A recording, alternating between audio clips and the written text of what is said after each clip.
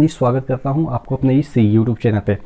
दोस्तों, बहुत सारे लोग आप लोग में से कमेंट किया था कि सर आप कौन से बुक से पढ़े थे ग्रुप डी का जो एग्ज़ाम मैंने क्लियर किया, या बहुत सारे CHSL का भी मैंने क्लियर किया था। हालांकि वो आपको पता है कि मैंने बताया था कि टाइपिंग की वजह से मेरा नहीं हुआ, क्योंकि उसमें टाइपिंग खोजता है और टाइपिंग तो आप कह सकते हैं कि टेक्निकल बैकग्राउंड वाले को उतना मतलब कि उस तरह से केयर नहीं करते हैं। तो मेरा सिलेक्शन हुआ था, लेकिन टाइपिंग की वजह से मैं सिलेक्ट नहीं हो पाया। अच्छे खासे नंबर थे, जितना नंबर मेरे थे उतना मैं कट ऑफ क्लियर हो गया था, मेरिट में आ सकता था, यानी कि आ ही जाता अगर मेरा ये होता टाइपिंग होता तो आज अपन बात करने वाले हैं ग्रुप डी में कौन सा बुक हमने पढ़ा और किस तरह की स्ट्रेटजी मेरी रही, क्योंकि मेरी स्ट्रेटजी से हो सकता है कि आप लोग में से 10 बंदे में से 2-3 लोगों को फ़ायदा हो जाए। तो वही सब चीज़ों को आज अपन इस वीडियो में डिस्कस करने वाले हैं। इससे पहले कि वीडियो शुरू हो, आपको पता है कि टेक्स्ट बुक आपके लिए लाया है ईयरली मॉक टेस्ट पास, जो कि आपको 299 में मिलता है। और अगर आप एक coupon code ER Manish use करते हैं, ER मनीष एक साथ यूज करना है, ठीक है ना, एक साथ यूज करना है। यहाँ पे स्पेस नहीं देना, क्योंकि एक बार स्पेस दे रहे थे एक, तो उनको एक डिस्काउंट नहीं मिल पा रहा था। 299 ये आपको लिख के आ जाएगा 269। जहाँ पे बाई का ऑप्शन रहता है ना, बाई का ऑप्शन रहता है, यहाँ उसके नीचे एक हैव कूपन कोड का ऑप्शन रहता है। हैव कूपन कोड पे क्लिक कीजिएगा और हैव कूपन कोड में ये वाला चीज़ें टाइप कीजिएगा, तो ये वाला चीज़ें लिख के आ जाएगा, ये ऐसे क्रॉस करके ये 269 लिख के आ जाएगा। तो आप परचेज कर सकते हैं 1 साल के लिए। यहाँ पे तमाम तरह के जो एग्ज़ाम है उसके मॉक टेस्ट आप लगा सकते हैं। बात कर रहे थे मेरी स्ट्रेटजी कि मैं कैसे पढ़ा था। देखिए, मैं 2017 के अप्रैल मई में मेरा पास आउट हुआ था बीटेक। तो उसके बाद मैं टेक्निकल के लिए दौड़ा कि टेक्निकल एग्ज़ाम को फाइट करेंगे। लेकिन मैंने एनालाइज किया कि अपन लोगों को जेई में भरने की इजाज़त नहीं होती है। जितने भी स्टेट गवर्नमेंट के जेई आते हैं, जैसे बिहार में अपन बहुत सारे जेई की वैकेंसी आते हैं, लेकिन मैंने देखा कि उसमें मैं एलिजिबल ही नहीं हूँ। वो डिप्लोमा खोलते हैं, यानी कि अगर बीटेक होल्डर हैं तो उसको अलाउ नहीं करते हैं। मैंने और यूपी गवर्नमेंट की भी देखी, तो वहाँ भी वो अलाउ नहीं करते हैं। तो कहने का मतलब ये है कि जेई एक ऐसा माध्यम था जिससे के थ्रू अपन टेक्निकल फील्ड में आ सकते थे। आप कहेंगे कि बहुत सारे एई के भी पोस्ट आते हैं, तो भाई एई के इतने कम पोस्ट आते हैं ना कि उसके लिए एवरेज बंदा मतलब कि एलिजिबल नहीं है। एलिजिबल इन द सेंस कि फाइट नहीं कर पाएगा। अपन क्या है कि एवरेज बंदा है ना, कोई इतना मेरिटेरियस है कि एकदम से कॉलेज से निकले और तुरंत एई बन गया, मतलब कि गेट वगैरह का अच्छा सा नंबर ला के, मतलब कि कोई एमटेक कर रहा है। मैं एमटेक करना तो मेरा उद्देश्य नहीं था, क्योंकि मिडिल क्लास वाले फैमिली को खाली डिग्री पर डिग्री से कोई मतलब कि फ़र्क ही नहीं पड़ता। इवन तो डिग्री से क्या जॉब थोड़ी ना मिल जाती, या आप कह सकते हैं डिग्री रख के क्या मुझे मतलब कि चाटना था क्या। तो इस वजह से मैंने टेक्निकल फील्ड को छोड़ दिया। हालांकि अभी जिस फील्ड में हूँ उसके जो मेरा डिग्री है वो काम आ जाएगा, और आगे मैं प्रमोट भी हो सकता हूँ अगर वैकेंसी आती है इंटरनल तो, ठीक है। क्योंकि यहाँ पे फिर सेक्शन इंजीनियर या जेई वगैरह मेरे पास अपॉर्चुनिटी काफ़ी है, ठीक है। तो वो अलग मुद्दा है कि मैंने टेक्निकल फील्ड क्यों छोड़ा, ठीक है। तो अब बात कर लेते हैं कि जो उसी समय मैं एसएससी की प्रिपरेशन स्टार्ट किया था। एसएससी का प्रिपरेशन तकरीबन 2 से 3 महीने मैंने किया। उसके बाद जैसे ही मैंने 2 से 3 महीने किया, उसके बाद जो CHSL दिया उसमें मेरा इतने अच्छे नंबर थे कि मेरा सिलेक्शन हो सकता था। लेकिन टाइपिंग से मुझे हमेशा डर रहा। हालांकि अब धीरे धीरे कर रहा हूं, लेकिन शुरुआत में मेरे को टाइपिंग से इतना डर रहा कि मैं अच्छे नंबर लाने के बावजूद मैं टाइपिंग देने नहीं गया, क्योंकि मुझे पता था कि कुछ होना जाना है नहीं। 35 का स्पीड खोजते हैं CHSL में, और भी जो कुछ उसमें अच्छे पोस्ट है उसमें तो और भी स्पीड खोजते हैं। तो इस वजह से मेरा वहाँ पे सिलेक्शन नहीं हुआ। तो उसी दरमियान आपका ये जो ग्रुप डी है और LP टेक्नीशियन की वैकेंसी आ गई। अब बहुत सारे लोग आप लोग में से ये कहते हैं कि आपने टेक्नीशियन पे क्यों नहीं फाइट किया। देखिए, टेक्नीशियन में देखिए मैंने फॉर्म भी भरा था, CBT 1 भी हुआ था, CBT 2 में मेरा क्यों नहीं हुआ, क्योंकि मैं साइंस बैकग्राउंड से था। तो वहाँ पे वैकेंसी काफ़ी कम थे साइंस बैकग्राउंड के। तो आप कहेंगे कि बीटेक का रखा था तो आपके लिए टेक्नीशियन या LP बेटर था चांस। तो देखिए, जो सिविल ब्रांच है उनके लिए ना LP में कोई चांस था, ना ही टेक्नीशियन में चांस था। LP और टेक्नीशियन में किनको चांस मिल रहा था, कौन से ब्रांच को, मैकेनिकल ब्रांच को, या आप कह सकते हैं इलेक्ट्रिकल ब्रांच को, ये सब ब्रांचों को चांस मिला था, या इलेक्ट्रॉनिक्स ब्रांच को चांस मिला था।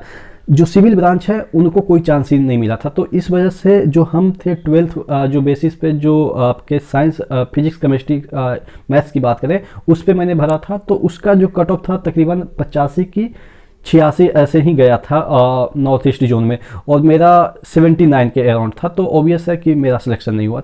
चलो ठीक है, वहाँ पे सिलेक्शन नहीं हुआ। CBT2 में मैंने क्लियर नहीं कर पाया क्योंकि इतना कट ऑफ, हाँ वो अलग अगर मेरा मेरा जो ये सिविल ब्रांच है उसके बिहाफ पे उस तर्ज पे अगर LP में मुझे चांस दिया जाता तो मेरा सिलेक्शन हो जाता था कि क्योंकि उसमें उतना कट ऑफ नहीं गए थे, 72 की 73 के अराउंड एवरेज हर एक जोन में गए हैं LP के और टेक्नीशियन के, यही कट ऑफ गए थे। तो अगर मेरा डिग्री काम आ जाता टेक्निकल वाला तो मेरा सिलेक्शन हो जाता LP टेक्नीशियन में, लेकिन वहाँ पे मेरा डिग्री काम नहीं आया।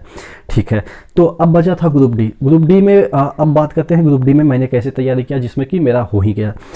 तो सबसे पहले मैं एक बुक परचेज किया राकेश जी का, और उसके बाद आदर्श अग्रवाल का बुक परचेज किया, और उसके बाद एक किरण का मैथ्स का। मतलब कि शुरू में क्या होता ना कि आप कोई भी एग्जाम की प्रिपरेशन कर रहे हैं तो ढेर सारे बुक परचेज कर लेते हैं। मैं तकरीबन जब शुरू में परचेज किया तो इतना सारा बुक परचेज कर लिया, नीतू मैम की इंग्लिश परचेज कर लिया, फिर रीजनिंग के लिए किरण परचेज कर लिया, लेकिन मैं सिर्फ और सिर्फ एक रीजनिंग का आदर्श अग्रवाल बनाया और मैथ्स में भी आदर्श अग्रवाल ही बनाया, बाकी सब वैसे के वैसे ही रखा रह गया, मतलब कि कभी पलटा भी नहीं। ठीक है, तो ये था किताब का सिनेरियो कि किताब मैं सिर्फ एक ही आदर्श अग्रवाल को ही बनाया, उसके बाद मैंने बनाया नहीं। मैथ्स वही आदर्श अग्रवाल और रीजनिंग भी आदर्श अग्रवाल। अब बात कर लेते हैं जीके कहाँ से मैंने किया। तो जीके के लिए मैंने लूसेंट और स्पीडी है वो परचेज कर लिया और उसको मतलब अच्छे से पढ़ा, और उसके बाद पढ़ा भी और पढ़ाया भी, तो जिससे कि मेरा जीके वाला पोर्शन है अच्छा खासा कवर हो गया। अगर बात करें कि जो करंट अफेयर्स है, वो करंट अफेयर्स मैं कहाँ से पढ़ता था, तो करंट अफेयर्स जो स्टडी IQ है या अड्डा है या वाईफाई है, जो उनके प्लेटफॉर्म है, जो उनके ऐप वगैरह है, उनसे मैं पढ़ता था, और कभी कभी मैं लेक्चर वगैरह देख लिया करता था। ठीक है, तो ये था इतना सब्जेक्ट को मैं कहाँ से कवर करता था। अब बात कर लेते हैं मैथ्स को कैसे मैं, मतलब कि ऐसा क्या कि सिर्फ बुक से ही बनाता था क्या, तो नहीं, सिर्फ बुक से मैं नहीं बनाता था। तो उसमें क्या होता था कि जैसे कि मैथ्स का कोई अच्छा सा मुझे लगा कि ये टॉपिक मेरा कमज़ोर है, तो वो टॉपिक पे मैं तरह तरह के वीडियो देखता था, जैसे अड्डा का भी देखता था, वाईफाई का भी देखता था, या मतलब कि जितने भी अच्छे अच्छे चैनल थे या इंडिविजुअल भी कोई पढ़ाते थे तो उनका मैं देखता था। और उसके बाद क्या करता था, तो उनका 1 घंटे का लेक्चर होता था, तो पहला क्वेश्चन आया तो उनको पॉज कर देता था, उस वीडियो को पॉज कर देता था और अपने मन में बनाता था कि अच्छा इसमें ऐसे ऐसे मतलब कि ट्रिक है, इस तरह से शॉर्ट में बनाया जा सकता है। उसके बाद मन में कैलकुलेट करता था, उसके बाद पेपर पेन पे कैलकुलेट करता था, आंसर देखता, आंसर आ गया मेरा, उसके बाद वीडियो को चालू करता था, 2x स्पीड में चालू करता था, क्योंकि 1 घंटा को हम इस तरह से नहीं देख सकते थे, और जहाँ पे कोई टीचर बकवास करना चालू कर देता था उसको हम बढ़ा देते थे। तो कहने का मतलब ये है कि अपने तरीके से हम वीडियो को यूज करते थे। ऐसा नहीं है कि वो अगर अपने घर के बारे में बता रहा है तो उसको भी देखना चालू कर दे, नहीं, मेरा फोकस था कि मैं अपना कंटेंट पे ध्यान दूं, और उनका जो स्टेप होता था कि अच्छा उन्होंने कैसे बनाया और हमने कैसे बनाया, तो दोनों में कंपैरिजन करते थे कि अच्छा इनका वाला ये सही है, तो मैंने उसको नोट कर लिया। उसके बाद क्या होता था कि बहुत सारे मैंने स्टडी ग्रुप ज्वाइन कर रखे थे फेसबुक पे, अभी भी ज्वाइन कर रखे हैं। तो उसमें क्या होता था कि उसमें वो जो चीज़ें होती थी, अगर मेरे को समझ में आया कि अच्छा ये मेरे लिए लेंदी है या ज़्यादा टाइम ले रहा है, तो उसको स्क्रीनशॉट डाल के वहाँ पे डाल देते थे, और उसमें तरह तरह के कमेंट आते थे, ग्रुप में तरह तरह के कमेंट आते थे, वो अपने शॉर्ट तरीके से बनाते थे लोग उसमें। तो उसमें मैं ये देख रहा था कि अच्छा ये वाला तरीका तो और भी शॉर्ट है, तो उसको मैं पिकआउट कर लेता था और नोट कर लेता था। तो इस तरह से मैं पूरा डिजिटली तरीके से मैंने प्रिपेयर किया, यानी कि मैथ्स को इस तरह से और रीजनिंग को भी इसी तरीके से प्रिपेयर किया। और अगर हम बात करें जीके की, तो जीके को मैं कभी इस तरह से वीडियो वगैरह नहीं देखता था कि जीके के लिए अलग से, क्योंकि मैं देखता था कि 10 क्वेश्चन कराएंगे 1 घंटा ले लेंगे, मतलब कि बीच बीच में लंबा लंबा बकवास फेंकेंगे, तो 10 क्वेश्चन के लिए हम 1 घंटा वहाँ पे टाइम दे, तो उससे बेटर है कि पहले लूसेंट को चाट जाओ इन द सेंस कि 2-4 बार उसको पढ़ लो। वो ऑब्वियस है कि कोई भी याद नहीं कर सकता, लेकिन 4-5 बार पढ़ने के बाद आइडिया लग जाता है कि ऐसे ऐसे क्वेश्चन पूछे जाते हैं, तुक्का मारने का जो सटीकनेस है वो बढ़ जाती है। अगर आप तुक्का भी मारेंगे तो पढ़ा रहेगा तो अच्छे तरीके से आप तुक्का भी मार सकते हैं। तो लूसेंट और स्पीडी को मैं, आप मेरा बुक देखेंगे तो इतना रंगा हुआ है, मैं पेन लेके बैठता हूँ, कोई भी मतलब ये आप कह सकते हैं कि अगर मैं किताब पढ़ता हूँ तो पेन लेके बैठता हूँ। कॉलेज के दिनों में ऐसा ही मेरे साथ एक घटना हुई कि मैं दूसरे का किताब एक बार लेके आया, और मुझे पेन से पढ़ने की आदत है, तो उसके बुक में मैं मतलब कि मार्किंग वगैरह करना चालू कर दिया, तो दोबारा वो मुझे कभी बुक नहीं देता था। तो यही मेरी कमजोरी रही, या आप कह सकते हैं कि ये मेरिट पॉइंट है कि मैं हमेशा मेरा अब भी मैं कभी दिखा दूंगा अपना बुक जो लूसेंट है या मेरा स्पीडी है, उसमें इतना मैंने मार्क कर रखा है कि मुझे खुद नहीं दिखता है कि उसमें एक्चुअल में लिखा क्या था। मैंने इतना चीज़ लिख दिया कि एक्चुअल वाला जो चीज़ है वो झप गई है।